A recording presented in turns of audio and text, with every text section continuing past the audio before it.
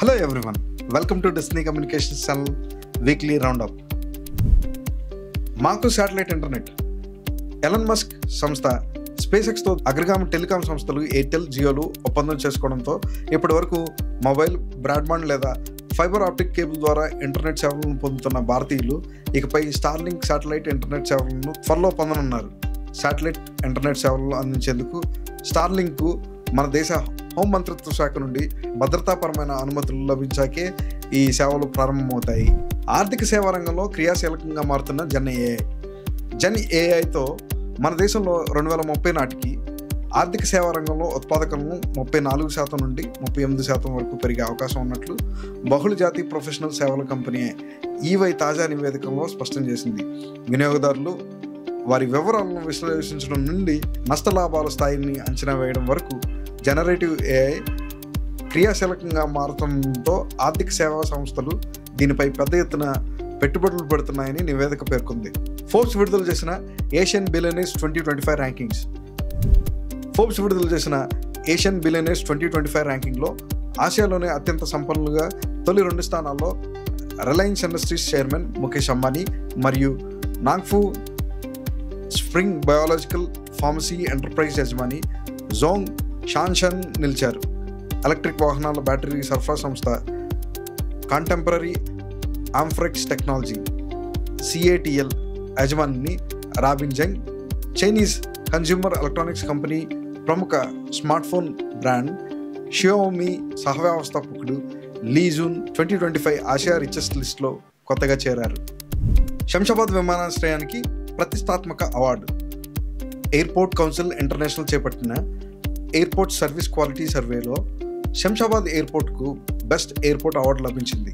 2024 సంవత్సరానికి గాను ఏడాదికి 15 నుండి 25 మిలియన్ల ప్రయాణికుల రాకతో ఏసియా పసిఫిక్ ప్రాంతంలో బెస్ట్ ఎయిర్పోర్ట్గా శంషాబాద్ ఎయిర్పోర్ట్ నిలిచింది. ఎయిర్పోర్ట్ కౌన్సిల్ ఇంటర్నేషనల్కు చెందిన ఎయిర్పోర్ట్ సర్వీస్ క్వాలిటీ ప్రోగ్రామ్ను ప్రపంచవ్యాప్తంగా ఎయిర్పోర్ట్ ప్యాసింజర్ సాటిస్ఫాక్టరీ లెవెల్స్ని కొలవడానికి బెంచ్ మార్క్గా పరిగణిస్తారు.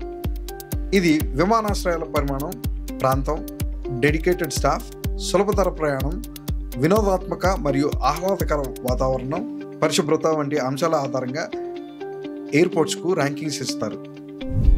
మహిళలు, చిన్నారుల భద్రత మరియు రక్షణ కోసం ఆంధ్రప్రదేశ్ పోలీస్ శాఖ కొత్తగా శక్తి యాప్ను అందుబాటులోకి తీసుకొని వచ్చింది. అత్యవసర పరిస్థితులు, ఆపదలో చిక్కుకున్న మహిళలు, బాలికలు ఈ యూ యాప్ ఈ అస్త్రం లాంటిది. SOS సందేశం పంపిన, సేఫ్ ట్రావెల్ ఆప్షన్ వినియోగించిన, హ్యాండ్ గెస్చర్ ఆప్షన్ ఆన్ చేసిన పోలీసులు అప్రమత్తమై ఘటనా స్థలానికి చేరుకుంటారు. Fisheries startup conclave 2.0. మత్స్య, పశు సంవర్ధక, పాడి పరిశ్రమ మంత్రిత్వ శాఖ పరిధిలో పనిచేస్తున్న మత్స్య విభాగం తెలంగాణలోని హైదరాబాద్లో ఫిషరీస్ స్టార్టప్ కాంక్లేవ్ 2.0ను నిర్వహించింది.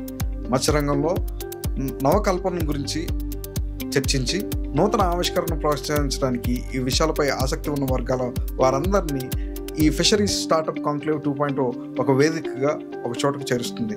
చేపలు, రొయ్యల పెంపకం రంగంలో అంకుర సంస్థలకు ఈ కామర్స్ అవకాశాలపై ఈ కాంక్లేవ్లో చర్చిస్తారు. వచ్చే ఏడాది నుంచి రాష్ట్రంలో లెర్నింగ్ ఎక్సలెన్స్ ఇన్ ఏపీ పాఠశాలలు లీప్. వచ్చే విద్యా సంవత్సరం నుండి ఆంధ్రప్రదేశ్ విద్యాశాఖ శాసనసభ నియోజకవర్గాల్లో ఒక లెర్నింగ్ ఎక్సలెన్స్ ఇన్ ఏపీ పాఠశాలను అభివృద్ధి చేయాలనుకుంటున్నారు. దీన్నే ఏపీ మోడల్ ఆఫ్ ఎడ్యుకేషనల్గా పేర్కొంటున్నారు. మొట్టమొదటిగా మంగళగిరి నియోజకవర్గంలో నిడమరు పాఠశాలలో ప్రయోగాత్మకంగా లీప్ను అమలు చేయాలనుకుంటున్నారు. రాష్ట్ర వ్యాప్తంగా వచ్చే జూన్ నుంచి ఈ లీప్ బడులను తీసుకురానున్నారు. ప్రపంచంలోనే తొలి ఏఐ న్యూస్ పేపర్.